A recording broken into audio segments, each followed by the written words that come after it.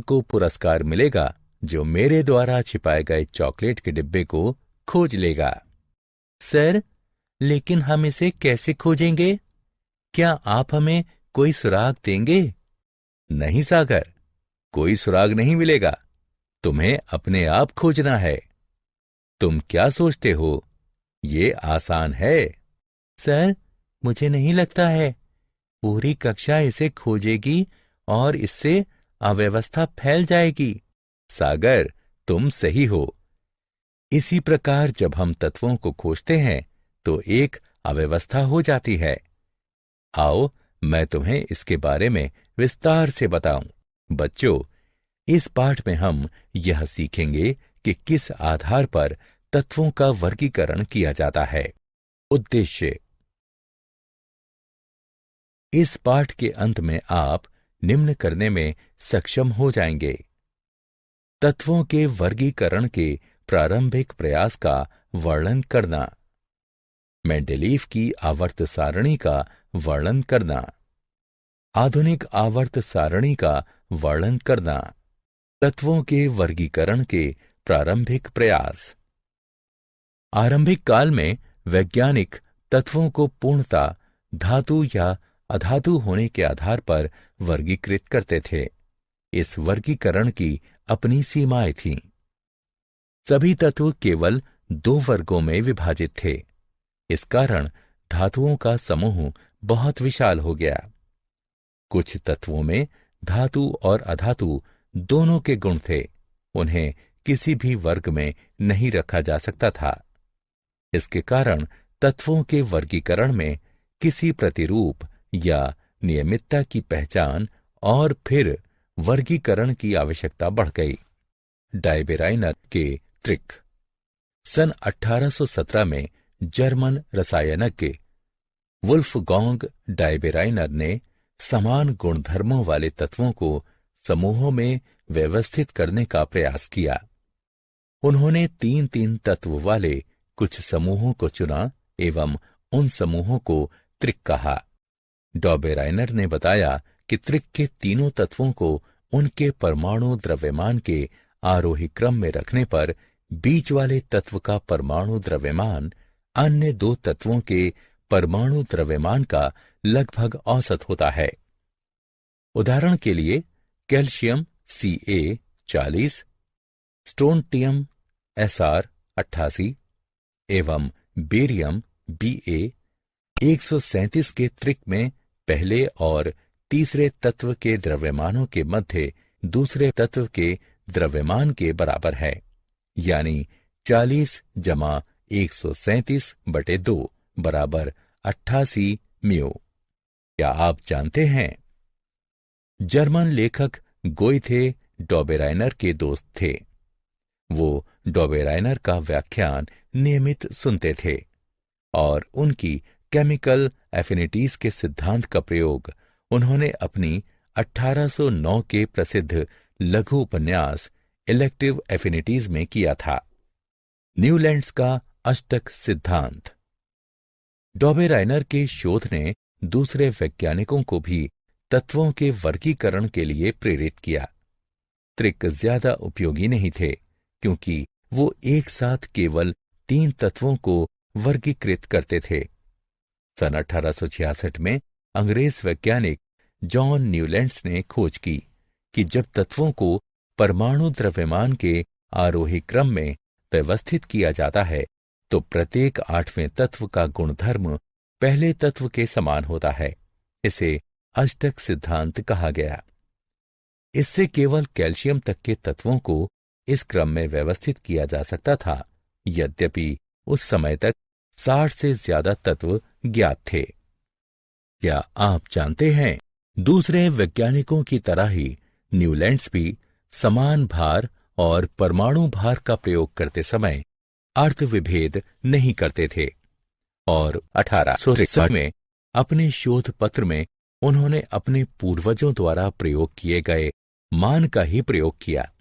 इस पद को अब सापेक्षिक परमाणु द्रव्यमान कहते हैं। मेंडेलीव की आवर्त सारणी। रूसी रसायनज्ञ डमित्री मेंडेलीव ने खोज की कि परमाणु द्रव्यमान तथा रासायनिक गुणधर्म में समानता के आधार पर आरोही क्रम में रखने पर तत्वों का क्रम आवर्ती होता है। 1869 में उन्होंने अपने प्रेक्षण को मेंडेलीव का आवर्त सिद्धांत में व्यक्त किया। उन्होंने ये खोज भी की कि प्रत्येक आवर्ती फलन एक निश्चित अंतराल के बाद खुद को दोहराता है। अतः आवर्त सिद्धांत के अनुसार तत्वों को उनके परमाणु द्रव्यमान के अनुसार आरोही क्रम में व्यवस्थित करने पर तत्व का रासायनिक और भौतिक गुण एक अंतराल के बाद स्वयं को दोहराता है। आवर्त सिद्धांत के आधार पर तत्वों की व्यवस्थित सारणी को आवर्त सारणी कहते हैं। मेंडेलीव ने सभी तत्वों को उनके द्रव्यमान के आधार पर आरोही क्रम में एक क्षैतिज पंक्ति में व्यवस्थित कर दिया, जब तक कि उन्हें ऐसा तत्व नहीं मिल गया जिसका गुणधर्म पहले तत्व जैसा था। उन्होंने इस तत्व को पहले तत्व के नीचे लिखा और इस तरह तत्वों की दूसरी पंक्ति प्रारंभ की। इस तरह वो सभी ज्ञात तत्वों को उनके गुणधर्म के आधार पर वर्गीकृत करने में सफल रहे। परिणामतः वे पहली आवर्त सारणी बनाने में सफल रहे। मेंडेलीव की आवर्त सारणी की विशेषताएं। मेंडेलीव की आवर्त सारणी की निम्नलिखित विशेषताएं हैं। आवर्त सारणी में व्यक्त क्षैतिज पंक्तियों को आवर्त कहते हैं। आवर्त सारणी में 1 से लेकर 7 तक कुल 7 आवर्त थे।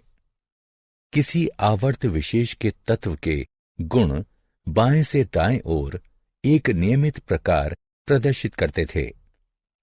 ऊर्ध्व स्तंभों को समूह कहते हैं। इन समूहों की संख्या 9 है और ये 1 से 8 तक तथा 0 के रूप में अंकित हैं। समूह 1 से 7 तक पुनः 2 उपसमूहों ए और बी में विभाजित है। समूह 0 और 8 का कोई उपसमूह नहीं होता है।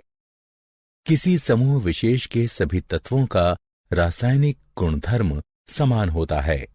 वे अपनी भौतिक गुणधर्म और रासायनिक अभिक्रियाओं में एक खास प्रकार प्रदर्शित करते हैं। मेंडेलीव की आवर्त सारणी की सीमाएं। मेंडेलीव की आवर्त सारणी की कुछ सीमाएं थीं, जो नीचे दी गई हैं। हाइड्रोजन को न तो क्षार धातुओं के साथ रखा जा सकता है, न ही हैलोजन के साथ, क्योंकि हाइड्रोजन क्षार धातुओं और हैलोजन दोनों से समानता रखता है। एक ही तत्व के विभिन्न समस्थानिकों का परमाणु द्रव्यमान भिन्न भिन्न होता है। इसे ध्यान में रखने की जरूरत है और प्रत्येक को आवर्त सारणी में भिन्न स्थान देना चाहिए। हालांकि रासायनिक रूप से समान होने के कारण उन्हें एक ही स्थान दिया जाना था। कुछ स्थानों पर अधिक परमाणु द्रव्यमान वाले तत्वों को कम परमाणु द्रव्यमान वाले तत्वों से पहले रखा गया है, जैसे कि ऑर्गन 39.91 को पोटेशियम 39.1 से पहले रखा गया है। क्या आप जानते हैं, मेंडेलीव ने पेट्रोलियम के मूल स्रोत का अध्ययन किया और इस निष्कर्ष पर पहुंचा कि हाइड्रोकार्बन अबायोजेनिक हैं और धरती के बहुत भीतर से आते हैं। उसने लिखा था, ध्यान देने वाली मुख्य बात यह है कि पेट्रोलियम धरती की गहराई में जन्म लेता है और यही इसके मूल स्रोत की खोज करनी चाहिए। आधुनिक आवर्त सारणी। सन 1913 में हेनरी मोजले नामक अंग्रेज भौतिकविद ने खोज की कि तत्व के परमाणु द्रव्यमान की तुलना में उसका परमाणु संख्या अधिक आधारभूत गुणधर्म है। परमाणु संख्या परमाणु के नाभिक में उपस्थित प्रोटॉनों की संख्या को बताती है। न्यूट्रल परमाणु में इलेक्ट्रॉनों की संख्या भी परमाणु संख्या के बराबर होती है। इससे आवर्त सारणी में परिवर्तन हुआ। आधुनिक आवर्त सिद्धांत के अनुसार तत्वों के रासायनिक और भौतिक गुणधर्म उनकी परमाणु संख्या के आवर्त फलन होते हैं। आधुनिक आवर्त सारणी में तत्वों का स्थान। सबसे अधिक प्रयुक्त आवर्त सारणी आधुनिक आवर्त सारणी का दीर्घ संस्करण है। आइए आवर्त सारणी की कुछ विशेषताओं को देखें। समूह। आवर्त सारणी में 18 स्तंभ हैं। इन स्तंभों को समूह कहते हैं। समूहों के सबसे बाएं तरफ तत्व क्षार तत्व हैं और सबसे दाएं तरफ नोबल गैसें हैं। समूह के सभी तत्वों का इलेक्ट्रॉनिक विन्यास समान होता है और संयोजकता इलेक्ट्रॉनों की संख्या भी समान होती है। आवर्त। आवर्त सारणी की 7 पंक्तियां आवर्त कहलाती हैं। प्रत्येक आवर्त में एक नया कोश भरा जाता है। आवर्त संख्या उस कोश की भी संख्या होती है जिसका भरा जाना शुरू हुआ है। आधुनिक आवर्त सारणी की प्रवृत्तियां। संयोजकता। किसी भी तत्व की संयोजकता उसके परमाणु के सबसे बाहरी कोश में उपस्थित संयोजकता इलेक्ट्रॉनों की संख्या से निर्धारित होती है। एक आवर्त में संयोजकता इलेक्ट्रॉनों की संख्या बढ़ती है। परमाणु साइज, घनत्व, गलनांक और क्वथनांक जैसे भौतिक गुण परमाणु साइज पर निर्भर होते हैं। परमाणु साइज की सही माप करना बहुत कठिन होता है। हालांकि परमाणु त्रिज्या परमाणु साइज को मापने में सहायता करती है। धात्विक एवं अधात्विक गुणधर्म। धातुओं का गुणधर्म विद्युत धनात्मकता है, यानी इनमें इलेक्ट्रॉन को त्यागने, धात्विक द्युति, मृदुता, आघात वर्धनीयता और विद्युत चालकत्व का गुणधर्म होता है। किसी तत्व की धात्विक गुणधर्म इस बात पर निर्भर होती है कि वो कितनी आयनन ऊर्जा उत्पन्न करती है। आयनन ऊर्जा जितनी कम होगी, विद्युत धनात्मकता उतनी ही अधिक होगी और तत्व उतना ही अधिक धात्विक होगा। सारांश। आइए हमने जो कुछ सीखा है उसे संक्षेप में दोहराएं। वैज्ञानिक तत्वों को धातु एवं